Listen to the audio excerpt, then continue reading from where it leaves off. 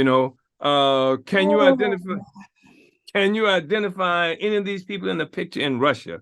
How many members of the African People's Socialist Party are there? What did the people think after we raided you? How did the people respond to that? What did the people think about that? So that's the kind of stuff that they've done. And you know, it's yes, interesting. It's interesting you're bringing this up because, as you know, I came forward about my terrible experience working for Joe Biden in 2019 and 2020. we forgive you for that, that employment. Everybody's got to have a job somewhere, I Yeah, guess. yeah. And when I came forward about, what he did to me about the sexual assault, Yes. and I had reported it at the time in 1993, went through the Senate, but I didn't go public. And then in 2019, I went public and I had cooperating evidence and all of that stuff. Of course, he's never been investigated. Right. I had that political machine coming after me, right? So immediately I was called a Russian asset, even though, you know, I lived, my mother was an artist, and an anti-war movement. She's part of the Committee Against Racism, actually, in Chicago and Madison, Wisconsin, as a matter of fact, as a kid, and Progressive Labor Party in Wisconsin. So lived part of the time on a farm in Wisconsin and was born in Monterey, California. So no, I didn't have any ties to Russia, right? But they continued that narrative.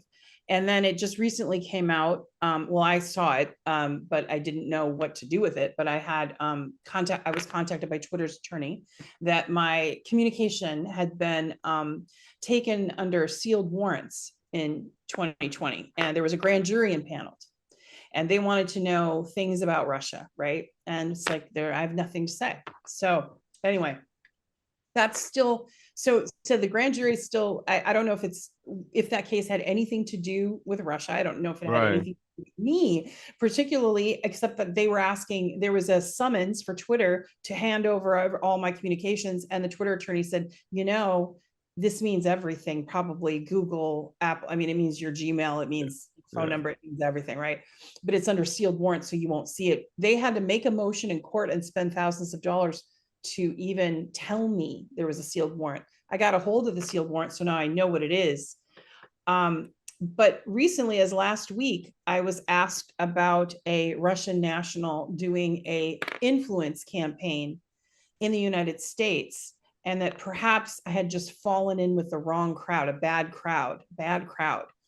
And I said, no, I've been a political activist. My mother was one. I think for myself.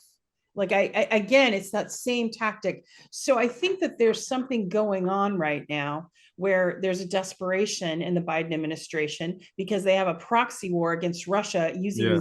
Ukrainians as a meat grinder, and people are dying for the military industrial complex, basically. And they're going after any movement that's anti-war.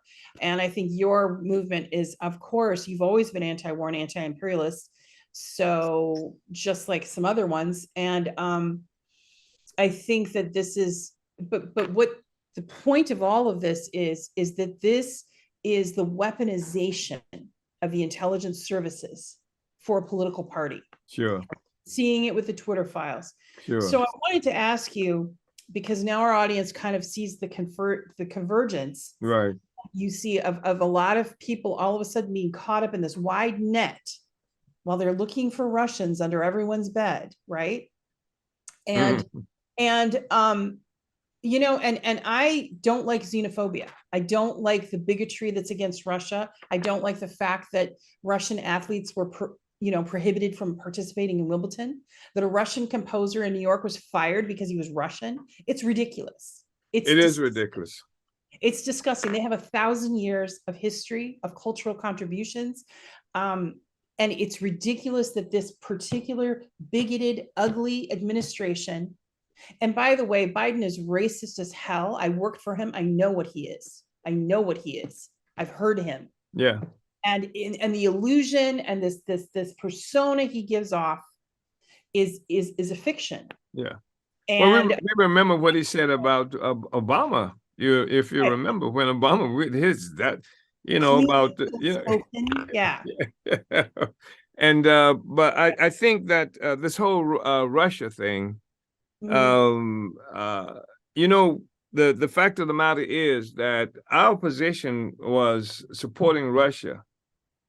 Be quite clear, that was our position.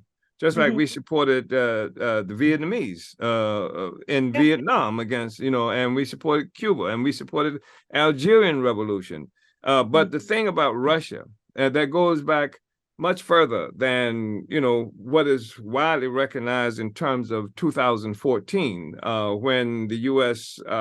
Factored into overthrowing the legitimate government and chasing them out of the country and putting their own people in power, including, Nazis and things like that. But the fact is that Russia has been under attack now for more than 100 years by the United States. I mean, if you remember that, not remember because you wouldn't have been old enough, neither would I, but after the Russian Revolution in 2017, Russia was invaded by all of the colonial powers, including the United States and Japan. They occupied parts of Russia. And this time Soviet Russia, as it was characterized, and forever they isolated Russia in terms of economic relationships with other countries and things like that. Quarantine and economic quarantine of Russia to starve it out. And then when you look at NATO, NATO was created for the purpose of destroying Russia. There was no secret about that. That's what NATO was about. And the North Atlantic Treaty Organization and this whole Atlanticist kind of movement that has led much of the colonial world since the 40s, which is now something that's being under assault by different factors. And even this whole Russia thing, I think, relates to, in part, the Trump administration or people who were close to Trump or associated with Trump. I think many of them were trying to be involved economically with Russia in terms of, the petroleum and Russia is rich in those kinds of resources. And I think that was problematic for a lot of them because much of their politics has been for the last more than 100 years to isolate Russia. Russia is problematic for other reasons. I mean, because a free Russia, a Russia capable of engaging in free economic and political relationships is a problem in Europe.